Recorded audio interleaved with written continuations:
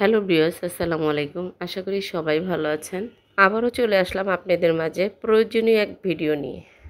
যেহেতু আমরা গৃহিণী, প্রতিদিন আমাদের রান্না বান্না করতে হয়, আর রান্নার কাজের জন্য সবচেয়ে বেশি আগে প্রয়োজন মশলা। আর সেই মশলা আমি কিভাবে সংরক্ষণ করে ভাঙিয়ে তারপরে আমি ব্যবহার করি রান্নার কাজে, সেটাই আজকের আমার ভিডিও।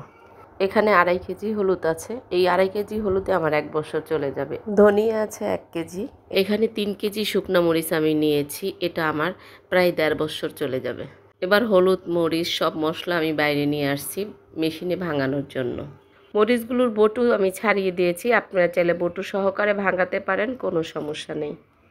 আসলে আমি জানি যারা স্বাস্থ্যসম্মত খাবার খেতে চায় তারা একটু কষ্ট হলেও এভাবে হাতে করেই মশলা তৈরি করে।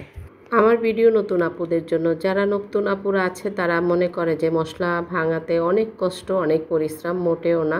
আপনি একদিন বাজার থেকে কিনে নিয়ে আসবেন, এরপর দিন একটু পরিষ্কার কাপড় দিয়ে মুছে আপনি মেশিনে ভাঙিয়ে নেবেন।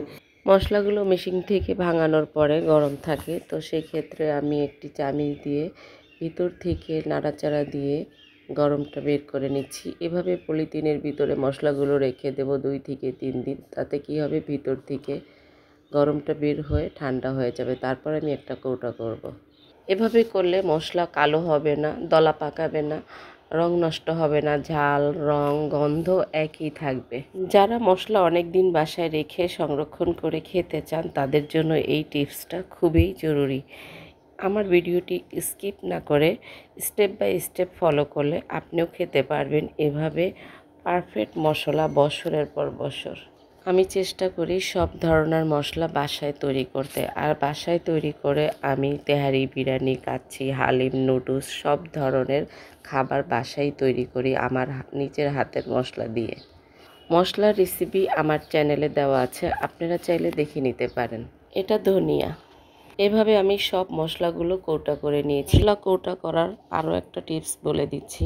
মশলা যখন কৌটা করবেন তখন প্লাস্টিকের কৌটা হলে ভিতরে পলিথিন দিয়ে তারপরে আপনি এভাবে রাখবেন। আর যদি কাচের বয়ম হয় তাহলে পলিথিনের দরকার নেই। এই কাজটা আপনি অবশ্যই করবেন, তাহলে আপনার মশলাগুলো কালো হবে না।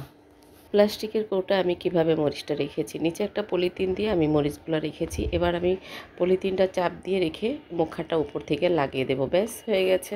এবার কাচের বয়মে আমি দেখাচ্ছি। কাচের বয়মে আমি হলুদ রেখেছি, এটা আমি কোনো পলিথিন কাগজ দিইনি, আমি মুখাটা উপর থেকে লাগিয়ে দিয়েছি।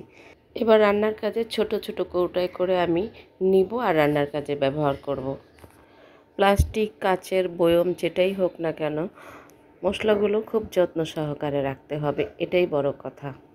আপনাদের সুবিধার জন্য আমি আবারও বলে দিচ্ছি, গরম মশলা কৌটা করা যাবে না, আর প্লাস্টিকের বয়ম হলে অবশ্যই নিচে পলিথিন দিতে হবে। শুধু মাসের হিসাব করে আমি কখনো মশলা রাখি না, বছরের পর বছর আমি মশলা এভাবে সংরক্ষণ করে রাখি। অনেক আপুরাই বলে হলুদ মরিচ মেশিন থেকে ভাঙিয়ে কৌটা করলে দলা পেকে যায়। গৃহিণী আপুদেরকে বলছি, আজকের ভিডিও আশা করি কাজে আসবে। আমার আজকের ভিডিও যদি আপনাদের কোনো কাজে আসে তাহলে অবশ্যই লাইক, কমেন্ট করে আমার ফেসবুক পেজটি ফলো করবেন আর ইউটিউব চ্যানেলটি সাবস্ক্রাইব করে দেবেন।